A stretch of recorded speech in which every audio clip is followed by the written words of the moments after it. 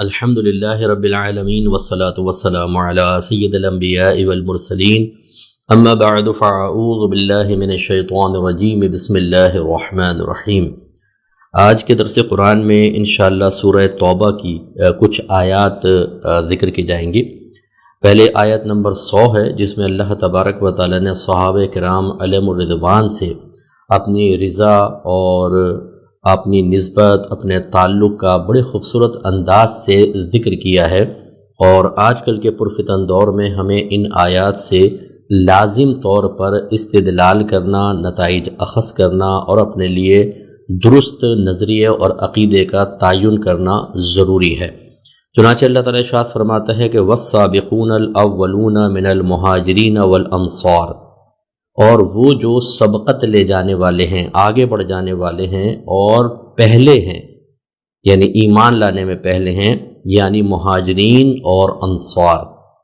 مہاجرین وہ لوگ تھے جنہوں نے مکے سے ہجرت کی اور مدینہ منورہ آئے۔ انصار مدد کرنے والوں کو کہتے ہیں۔ یہ وہ صحابہ تھے جو مدنی صحابہ کہلاتے ہیں، اور انہوں نے نبی کریم صلی اللہ علیہ وسلم کو مدینے کی جگہ فراہم کی اور اپنے مہاجر بھائیوں کو جگہ دی۔ تو یہ سبقت لے جانے والے ہیں، یہ مقتدیٰ ہیں، ان کی پیروی کی جائے گی۔ پھر فرمایا والذین اتبعوہم بإحسان، اور وہ لوگ جو ان کے پیروکار ہوئے اخلاص کے ساتھ، یعنی جو پھر بعد میں دین سے وابستہ ہوتے رہے، چاہے وہ صحابہ کرام علیہم الرضوان تھے، جیسے فتح مکہ کے بعد بہت سارے صحابہ بہت سارے لوگ ایمان لائے اور درجہ صحابیت تک پہنچے، اور اس کے بعد دوسرے لوگوں کے لیے بھی یہ انعام ہو سکتا ہے جو قیامت تک ان کے پیروکار ہوں گے۔ لیکن صحابہ کرام علیہم الرضوان کے تینوں گروہوں کے بارے میں اللہ تعالیٰ نے خاص طور پر یہ خبر دی ہے۔ پہلا گروہ مہاجرین، دوسرے انصار، اور وہ لوگ ہیں یہ جو ایمان لانے میں سبقت لے جانے والے ہیں۔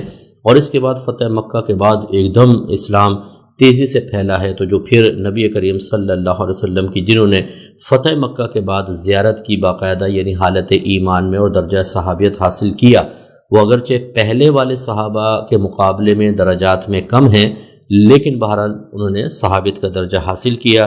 ان سب کے بارے میں اللہ تعالیٰ ارشاد فرما رہا ہے رضی اللہ عنہم ورضوا عنہ، اللہ تعالیٰ ان سے راضی ہو گیا اور وہ اللہ سے راضی ہو گئے۔ تو اس میں تشریح کرتا ہوں، لیکن اب ان کا انعام کیا ہے ان صحابہ کا؟ وعد لہم، اور تیار کی ہے اللہ تعالیٰ نے ان کے لیے جناتن، ایسے تیار کیے ہیں ایسے باغات، تجری تحتہا الانہار خالدین فیہا ابدا، کہ جن کے نیچے سے نہریں بہتی ہیں، یہ اس میں ہمیشہ ہمیشہ رہیں گے۔ ذالک الفوز العظیم، یہ بہت بڑی عظیم کامیابی ہے۔ اس کا مطلب ہے کہ صحابہ کرام نے جو قربانیاں دیں، نبی کریم صلی اللہ علیہ وسلم پر ایمان لا کر اپنی برادریوں کو ناراض کیا، اپنے وطن اصلی کو چھوڑا، اپنے کاروباروں کا نقصان کیا، انہوں نے جہاد کر کے اپنی جانیں قربان کی، اللہ تبارک و تعالیٰ کی بارگاہ میں ان کی ان قربانیوں کی قدر ہے، اور اللہ ان سے راضی ہو چکا ہے، اور ہر صحابی اس آیت کے مطابق قطعی طور پہ جنتی ہیں۔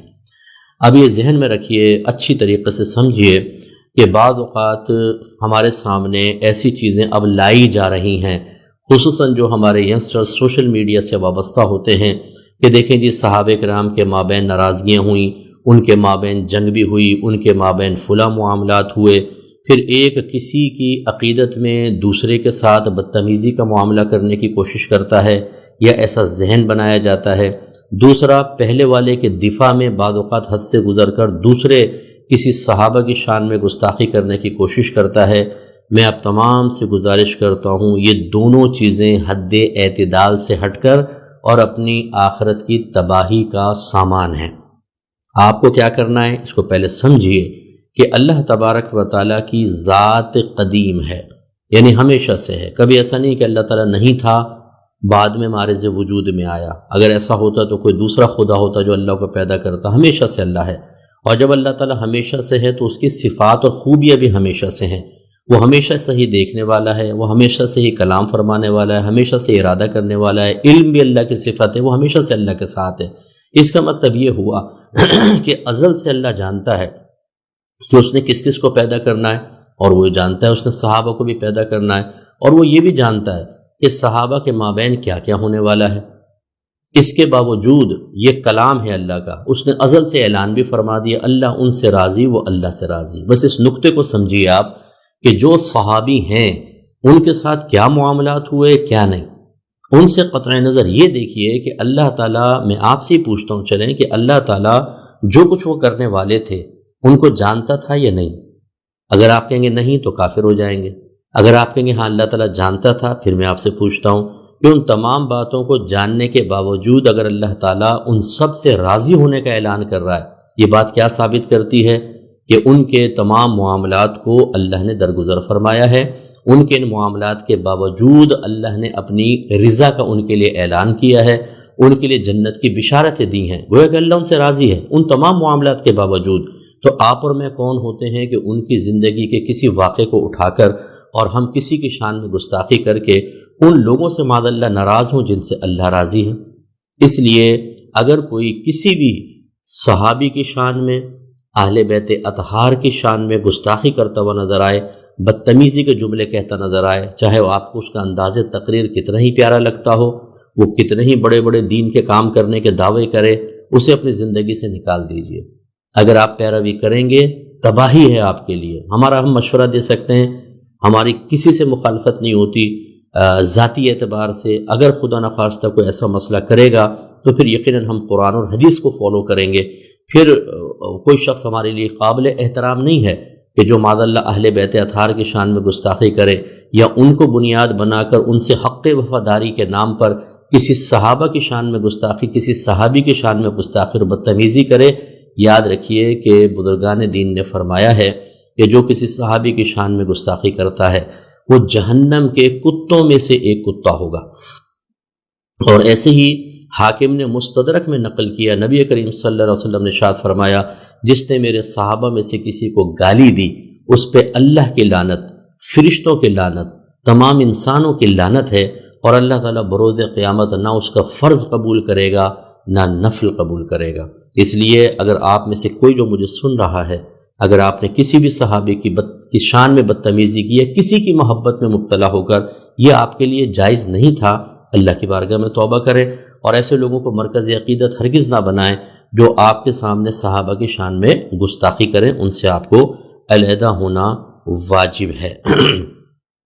اس کے بعد آیت نمبر 111 ہے، اللہ تعالیٰ فرماتا ہے ان اللہ اشتری من المؤمنین انفسهم واموالهم بان لهم الجنہ، بے شک اللہ تبارک و تعالیٰ نے خرید لیا ہے مومنین سے ان کی جانوں کو اور ان کے مالوں کو اس چیز کے بدلے میں کہ ان کے لیے جنت ہے، یعنی جنت کے بدلے میں اللہ تعالیٰ نے مومنین کی جانیں بھی خرید لی ہیں اور ان کے مال خرید لیے ہیں۔ اب دیکھیں اللہ تبارک و تعالیٰ ہمارا مالک ہے، خالق ہے، ہر چیز کا مالک وہی ہے، لیکن وہ اپنے اس معاملے کو ایک خرید و فروخت سے تعبیر کر رہا ہے کہ تمہیں اللہ نے پیدا کیا، تمہیں مال بھی دیے، تمہیں نعمت عطا فرمائی، اب اللہ تعالیٰ تم سے ایک سودا فرما رہا ہے کہ اپنے آپ کو بیچ دو، اپنے مالوں کو بیچ دو، اس کے بدلے میں اللہ تعالیٰ تمہیں جنت عطا فرمائے گا۔ اب اپنی جانوں اور مالوں کو بیچنے کا مطلب کیا ہے کہ جب دین کے معاملے میں قربانی دینے کا وقت آئے تو پھر انسان یہ نہ دیکھے کہ میرا ذاتی مفادات کیا ہیں اور نفس ناراض نہ ہو جائے، شیطان ناراض نہ ہو جائے، دنیا، مخلوق، ماں باپ، بیوی، بچے، بلکہ اس کو ذہن میں رکھنا چاہیے اللہ نے ایک خبر دی ہے، وہ ہمیں آفر نہیں کر رہا کہ کر لو سودا، اس نے خرید لیا۔ اس کا مطلب یہ ہوا کہ سودا طے ہو چکا ہے، چاہے ہمیں پتہ نہ ہو، سودا طے ہو چکا ہے، ہم نے اپنی جانیں بیچ دی، اپنے مال بیچ دیے۔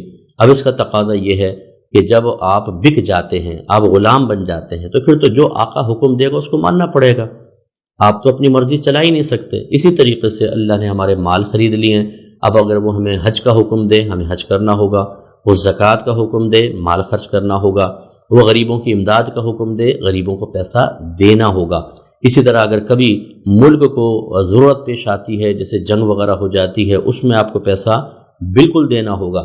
اسی طریقے سے جب جانیں قربان کرنے کا وقت آئے، جیسے خدا نخواستہ ہمارے ملک پہ کوئی حملہ کر دے، تو دفاع کے لیے ہر عاقل بالغ مسلمان مرد عورت، بلکہ بچوں تک پر بھی جو عاقل سمجھدار بچے ان پہ جہاد فرض ہو جاتا ہے، اپنے ملک کا دفاع کرنا واجب ہو جاتا ہے۔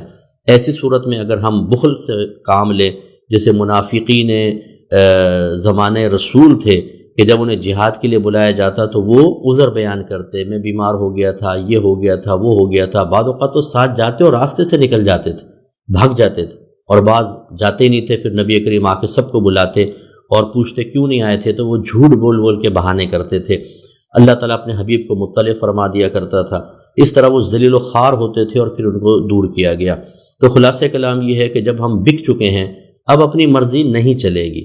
اب ہماری صورتحال یہ ہے، وراثت دینے کے لیے ہم تیار نہیں ہیں، والدہ فوت ہو رہی ہیں، والد فوت ہو رہے ہیں، یہ نہیں دیکھ رہے کہ اللہ تعالیٰ نے ہمیں خرید لیا ہے، اس نے فیصلے کر دیے کہ اس کو کتنا ملے گا کتنا نہیں۔ امی وصیتیں کر رہی ہیں، یہ میرا فلاں بیٹے کو سونا دے دینا، یہ بیٹی کو دے دینا، یہ میری بہو کے لیے رکھ دو۔ آپ کو اختیار ہی حاصل نہیں ہے۔ وارثوں کے حق میں کون وصیت کرتا ہے؟ غیر وارث کے حق میں کر سکتے ہیں، جیسے آپ نے کہا یہ میری آنے والی بہو کو دے دینا، وہ بھی کل وراثت کے 1/3 میں وہ وصیت جاری ہوگی۔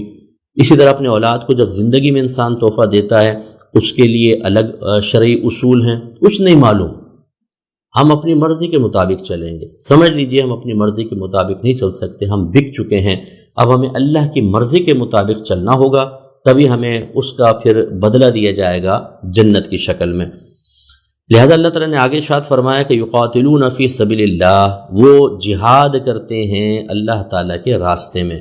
یہ تو صحابہ کی شان تھی کہ جب ان کو اطلاع دے دی کہ تمہارے مال تمہاری جانیں اللہ نے خرید لی ہیں اور اس کے بدلے میں تمہارے لیے جنت ہے، اب تمہیں جہاد کرنا ہوگا، وہ فوراً کود گئے میدانوں کے اندر۔ فَيَقْتُلُونَ وَيُقْتَلُونَ، تو پھر وہ قتل کریں گے اور شہید کیے جائیں گے۔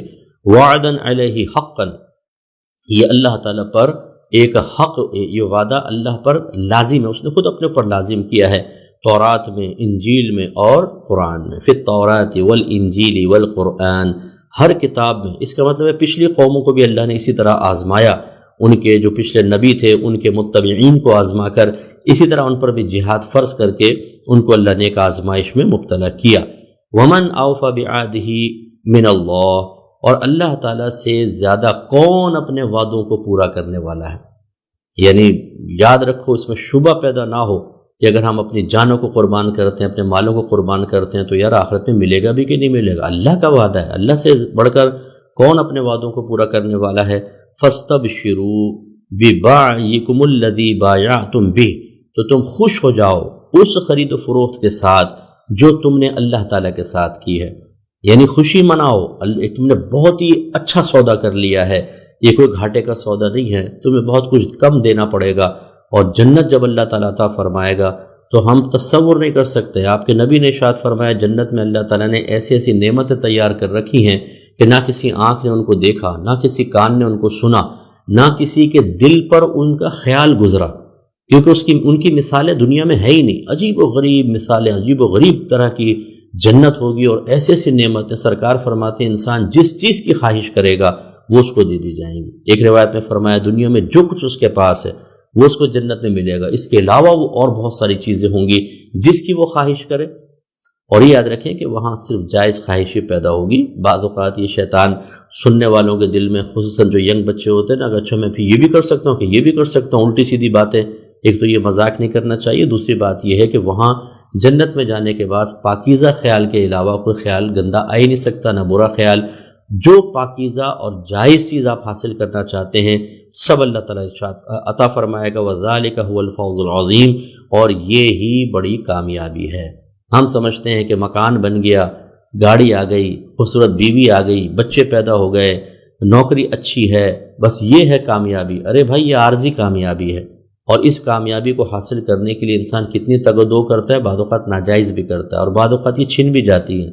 اصل کامیابی آخرت کی ہے کہ وہ جب آپ کو حاصل ہو گئی، یعنی اللہ کی رضا، اللہ کا قرب، جنت میں داخلہ، پھر کچھ چھننا نہیں ہے، پھر نعمتوں کی کمی نہیں ہے۔ اتنی نعمتیں ہیں، اتنی نعمتیں کہ حدیث کے مطابق اگر آپ ایک پھل کھائیں گے اس میں ایک الگ ہی ذائقہ ہوگا، پھر جب دوبارہ آپ کو خواہش بیدار ہوگی ویسے ہی پھل سامنے آپ سمجھیں گے وہی پھل ہے، کھائیں گے نیا ذائقہ ہوگا، پہلے سے مشابہ ہوگا لیکن ذائقہ نیا نیا ہوگا۔ ایسی ایسی نعمت اللہ نے تیار کر رکھی ہیں۔ تو بس اس کا خلاصہ پھر یہ ہوا کہ جب اللہ نے آپ کی میری جان کو خرید لیا ہے تو اب ہم جب آپ ایک چیز خرید لیتے ہیں، اپنی گاڑی خریدتے ہیں، جیسے چاہیں ہلکے چلائیں، تیز چلائیں، صاف کریں نہ کریں، سروس کروائیں نہ کروائیں، اسی طریقے سے پھر جب ہم نے اپنے آپ کو بیچ دیا تو اب ہمیں اللہ کی مرضی کے تابع ہونا ہے۔ اب ہمیں اپنی مرضی نہیں چلانی، اپنی نفسانی خواہشات کو ہمیں روکنا ہے۔ اللہ تعالیٰ کیا چاہتا ہے، کیا کیا عقیدے رکھنے ہیں، کیا کیا عمل کرنے ہیں، کن کن چیزوں کو چھوڑنا ہے، کن کا ارتکاب کرنا ہے، کن سے اجتناب کرنا ہے، یہ سب پھر ہمیں اللہ سے پوچھنا ہے، سمجھ لیجئے، اور پھر وہ قرآن و حدیث کی تعلیمات ہیں جو ہمیں سب سمجھائیں گے۔ آخری ایک آیت اور لے لیتے ہیں، اس 113 نمبر آیت ہے، اس میں ایک اصول بیان ہوا، وہ میں آپ کی خدمت میں اصل میں ذکر کرنا چاہتا ہوں۔ اللہ تعالیٰ فرماتا ہے کہ ما کان للنبی والذین آمنوا ان یستغفروا للمشرکین ولو كانوا اولی قربا من بعد ما تبین لهم انہم اصحاب الجحیم۔ اللہ تعالیٰ فرماتا ہے کہ کسی نبی کے لیے جائز نہیں، نہ ان لوگوں کے لیے جو صاحب ایمان ہیں، کہ وہ مشرکین کے لیے دعائے مغفرت کریں، اگرچہ وہ ان کے قریب ترین رشتہ دار ہی کیوں نہ ہوں، جب یہ اس بات کو ظاہر ہونے کے بعد کہ بے شک وہ جہنمی ہیں۔ یعنی کیا مطلب کہ جب ہمیں یہ پتہ چل جائے، اب یہ ہوا یہ کیا تھا کہ بعض صحابہ تھے، انہوں نے اجازت طلب کی کہ رسول اللہ پہ اجازت دیں، ہمارے والد فوت ہو گئے ہیں، وہ حالت کفر میں چلے گئے ہیں، تو ہم ان کی دعائے بخشش و مغفرت کر دیں، تو یہ آیت کریمہ نازل ہوئی۔ اس کے اور بھی شان نزول ذکر کیے گئے ہیں، میں نے یہ ایک محتاط کسی وجہ سے یہ والا شان نزول ذکر کیا۔ تو جب ان صحابہ نے سوال کیا تو اللہ نے یہ آیات نازل فرمائی اور منع کر دیا گیا کہ جب تم پر یہ ظاہر ہو چکا کہ ایک شخص حالت کفر میں دنیا سے چلا گیا ہے، تو اب کسی کے لیے جائز نہیں کہ اس کے لیے دعائے بخشش و مغفرت کریں، استغفار سے منع کر دیا گیا۔ اور دوسرے مقامات پہ جیسے آپ نے کئی جگہ یہ آیات ہم پہلے بھی بیان کر چکے ہیں کہ جو کا کفر کی حالت میں، جس نے کفر اختیار کیا پھر اسی حالت میں مر گیا، وہ ہمیشہ ہمیشہ جہنم میں رہے گا، اس کے عذاب میں کوئی تخفیف نہیں ہوگی، نہ وہ مہلت دیے جائیں گے۔ ان آیات سے پتہ چلا کہ مرنے کے بعد کافر کے لیے نہ تو رحمت ہے، نہ مغفرت ہے، نہ کوئی راحت ہے، ہمیشہ ہمیشہ جہنم کا عذاب ہے۔ اب اگر کوئی کافر مرتا ہے اور ہم اس کے لیے اس کو مرحوم کہہ دیں، اس کے لیے رحمت کی دعا کر دیں، مغفرت کی دعا کر دیں، ریسٹ ان پیس وغیرہ لکھ دیں، اس کا مطلب ہے کہ ہمیں ان آیات میں شبہ ہے کہ اللہ تو بیان فرمائے ان کی بخشش نہیں ہو سکتی، ان کے لیے دعائے بخشش مغفرت مت کرو، وہ ہمیشہ جہنم میں رہیں، تو دعا کیوں کی جاتی ہے؟ دعا اسی لیے کی جاتی ہے کہ آدمی کے گناہ بخشے جائیں، اگر وہ جہنمی ہے تو جنتی ہو جائے، اگر اس پہ عذاب سخت ہے تو ہلکا ہو جائے، تو ان کے لیے تو رعایت ہے ہی نہیں۔ تو اس کا مطلب جو اللہ نے اعلان کر دیا کہ ان کے لیے رعایت نہیں ہے، پھر بھی ہم دعا کر رہے ہیں، تو اس کا مطلب ہے ہمیں شبہ ہے ان آیات پر، ہمیں یقین حاصل نہیں، اور جو پھر آیات پر عدم یقین کرے گا وہی دائرہ اسلام سے خارج ہو جائے گا۔ اس لیے قطعی کافر جو ہمارے سامنے کافر مرا ہے، ہمیں پتہ ہے کہ وہ کافر ہے، یاد رکھیں اس کے لیے دعائے بخشش و مغفرت نہیں کر سکتے ہیں۔ جس نے کی ہو اسے احتیاطاً تجدید ایمان اور تجدید نکاح کرنا ہوگا، کیونکہ وہ خود دائرہ اسلام سے باہر ہو جائے گا۔ اللہ تعالیٰ سمجھنے کی توفیق عطا فرمائے، آمین۔ وآخر دعوانا ان الحمدللہ رب العالمین۔ دعا کر لیں۔ بسم اللہ الرحمن الرحیم، الحمدللہ رب العالمین، والصلاة والسلام علی سید الانبیاء والمرسلین، یا ارحم الراحمین یا ارحم الراحمین یا ارحم الراحمین۔ اے مالک مولا، ہم نے جو کچھ سنا اس پر عمل پیرا ہونے کی توفیق عطا فرما۔ اللہ تعالی ہمیں بھی ہماری آنے والی نسلوں کو تعلیم قرآن کے تقاضے کے مطابق اپنی زندگی گزارنے کی توفیق عطا فرما۔ اے اللہ تعالیٰ صحابہ کرام پر ہزار رحمت برکت نازل فرما، ہمیں ہر صحابی سے محبت رکھنے کی توفیق عطا فرما۔ اے اللہ، اگر سابقہ زندگی میں نادانستہ طور پہ کم علمی میں جہالت میں ہم نے کسی صحابی کی شان میں گستاخی کی ہو، کسی کے ایسے بیان کو سن کر خوشی کا اظہار کر دیا ہو، اللہ تعالیٰ ہمیں معاف فرما دے۔ ہمیں تجدید ایمان، تجدید نکاح کرنے کی توفیق عطا فرما۔ جو صحابہ کرام اہل بیت اطہار کی شان میں ادنیٰ سے بھی گستاخی کرے، اللہ تعالیٰ ہمیں اس کے سائے سے بھی محفوظ فرما۔ اے مالک مولا، جن سے تو راضی ہم بھی ان سے راضی، جن سے تو ناراض ہم بھی ان سے ناراض۔ اے مالک مولا، جتنے ہمارے بھائی بہن دعاؤں کے لیے ہاتھ اٹھائے ہوئے، اللہ تعالیٰ تو ان کی تمام قلبی کیفیات کو جانتا ہے، ان کی حاجات کو جانتا ہے، ان کی ضرورتوں کو جانتا ہے، ان کے مسائل، ان کی فکریں، ان کی پریشانیوں کو جانتا ہے۔ اے اللہ تعالیٰ ہمارے ان تمام بھائی بہنوں کی تمام پریشانیاں دور فرما دے، انہیں صدمات سے باہر لیا، ان کے ٹینشنز دور کر دے۔ اے اللہ تعالیٰ جو ان کے کام اٹک گئے ہیں غیب سے ان کے حل کے لیے امداد عطا فرما، ان کی ہر جائز دعا کو اپنی بارگاہ میں درجہ قبولیت عطا فرما، ہر جائز مقصد میں عافیت کے ساتھ کامیابی عطا فرما دے۔ بھائی میں سب سے گزارش کرتا ہوں خصوصی طور پہ دعا فرمائیں ہمارے ان بھائی بہنوں کے لیے جو ہماری الفرقان اسکالرز اکیڈمی کے ساتھ مالی تعاون کر کے علماء بنانے میں، مفتیان کرام تیار کرنے میں، کتابیں لکھوانے میں، فتاوی کے سلسلے میں مالی تعاون کرتے ہیں، اور ان کی وجہ سے بھی دین کا کام بہت اچھے انداز سے ہو پاتا ہے۔ اللہ تعالیٰ ان سب پر اپنی خصوصی رحمت برکت نازل فرما۔ اللہ تعالیٰ ان کو ہمیشہ بدنامی سے محفوظ فرما، زوال عزت سے محفوظ فرما، ان کی اولادوں کو نافرمانی، بد کرداری، بد اخلاقی، بد مذہبیت، بد مذہبوں کی صحبتوں سے محفوظ فرما، ان کی آنکھوں کے ٹھنڈک بنا کر رکھ۔ اے اللہ تعالیٰ ان کے گھروں پر اپنی خصوصی رحمت برکت نازل فرما، آپس میں پیار، محبت، الفت، اتحاد و اتفاق کی توفیق عطا فرما، لڑائی جھگڑے، فتنہ فساد، اختلاف رائے سے محفوظ فرمانا۔ اے مالک مولا ہم سب کو جنت الفردوس میں اپنے حبیب کریم صلی اللہ علیہ وسلم کے مبارک قدموں میں دائمی طور پر رہنے کی توفیق عطا فرمانا۔ اے اللہ ہماری تمام دعائیں ہر مسلمان بھائی، ہر مسلمان بہن کے حق میں بھی قبول و منظور فرما لے۔ ان اللہ وملائکتہ یصلون علی النبی یا ایھا الذین آمنوا صلوا علیہ وسلموا تسلیما اللہم صل علی سیدنا و مولانا محمد وآلہ وبارک وسلم۔ سبحان ربک رب العزت عما یصفون وسلام علی المرسلین والحمد للہ رب العالمین۔